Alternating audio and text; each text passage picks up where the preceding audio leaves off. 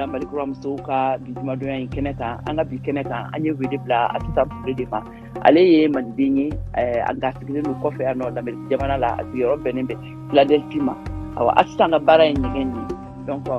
a ye ɲɛgɛn kɛ mun de bila a ka baara ye mun de ye ɲɛgɛn kanu don a la ani a yɛrɛ ka diɲɛnatigɛ kɔnɔ yala a ka ɲɛgɛn kɛ ni dessin kɛ ni artifiya ye awɔ est-ce que a y'a nafa awɔ misali la fana Asita ye Mali muso fɔlɔ ye min yera ka ɲɛgɛn kɛ Mali jamana kɔnɔna la Asita i bisimila an ka kɛnɛ kan o diyara n ye an ye wele bila i ma ka na ɲininkali kɛ baro kɛnɛ sigi n'i ye awa mun de la e ye ɲɛgɛn kɛ e kɛra ɲɛgɛnkɛla ye ne kɛra ye parce que ɲɛgɛn diyara ne yɛrɛ de ye depuis fitini kabini ma 10 ans bɔ n bɛ n jija a la bon n y'a ɲina ka kɛ n ka métier n kɔrɔbalen fana na n continuer a la donc kɛra muso fɔlɔ ye min ye malien ye min ye Institut national des arts fréquentés donc sisan n kɛra artiste peintre ye bon n kɛra première femme sérigraphie du Mali ka kɛ première femme dessinatrice textile ka maquettiste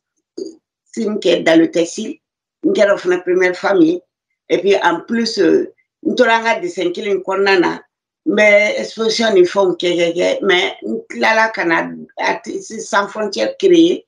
depuis 2010 Artistes sans frontières n y'o fana créé n y'o présidente ye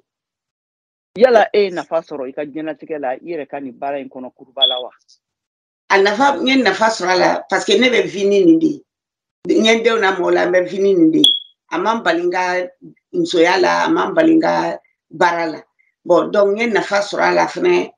gɛlɛya o gɛlɛya hali ni y'a sɔrɔ a kɔnɔna na tellement a ka di n ye n yɛrɛ ma se ka gɛlɛya nin n tɛ se k'a situer quoi parce que n b'a dɔn n ye n débrouiller n yɛrɛ ye tuma bɛɛ n kelen n bɛ exposition ni fɛnw participer mais n ye dɛmɛbagaw sɔrɔ a la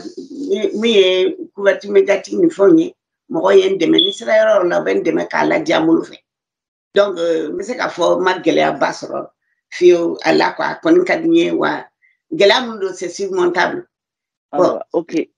i ka ɲɛgɛn u bɛ tali kɛ jumɛn kan i bɛ mun de ɲɛgɛn i ka tableau kan sisan par exemple i bɛ mun de kɛ bon ne bɛ ɲɛgɛn façon jumɛn par exemple ne ɲɛ bɛ t-shirt dɔ la yɛrɛ sisan Mali drapeau filɛ i ka t-shirt kan ɲɛgɛn min filɛ nin ye n y'a dɔn i yɛrɛ de ye nin kɛ o de nin yɛrɛ ka baara de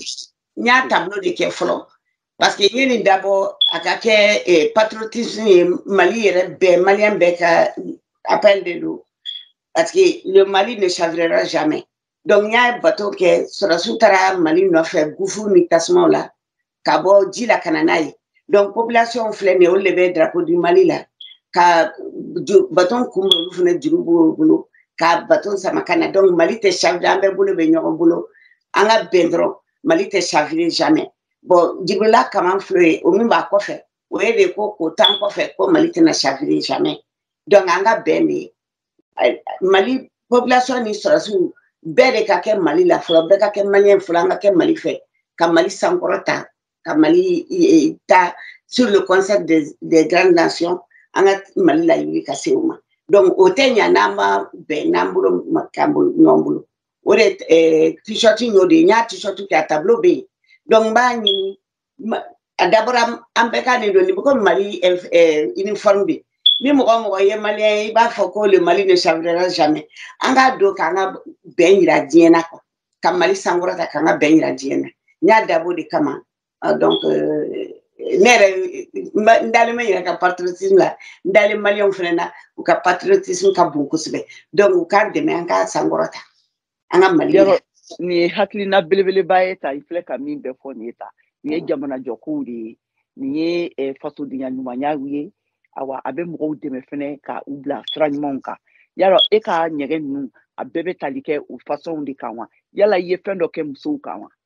ne bɛ fɛn wɛrɛw kɛ n ka ɲɛgɛn dan tɛ nin kelen ni ye n bɛ n kɔnɔna kumaw traduit la sɔn ka n ka perso kɛ k'a fɔ parce que n tɛ se kuma na donc ni n bɛ n ka perso kɛ ka n ka kumaw kɛ mais n'o tɛ n bɛ figuratif kɛ n ka art ye art contemporain de ye figuratif b'a la abstrait b'a la bon n bɛ maquette fana kɛ o ye fini dessin maquette ye bon n bɛ création de logo fana kɛ n ka fɛn bɛɛ basé bɛ création kan n'o tɛ hali ni yɛrɛ filɛ Supreme Legacy ni ye n yɛrɛ ka marque ye donc n y'o fana bɔ c'est pour dire que n bɛ maquette kɛ SL o de yɛrɛ ka marque o filɛ nin donc n bɛ dessin façon bɛɛ kɛ fo n'a bɔra bâtiment na n'o tɛ ne bɛ dessin bɛɛ kɛ mais n bɛ dessin de monument fɛnɛ kɛ waati y'an minɛ parce que waati janba t'an bolo Aïssata an bɛna foli k'i ye mais k'a f'i ye an bɛ kanbɛn di i ma waati wɛrɛ an bɛ n'i ta yaasa ka baro ninnu continue ayiwa an lamɛnbagaw nin tun ye an ka bi Mali kura musow ka kɛnɛ ye a kan an ye Asitan Ture de bisimila ale ye ɲɛgɛnkɛla ye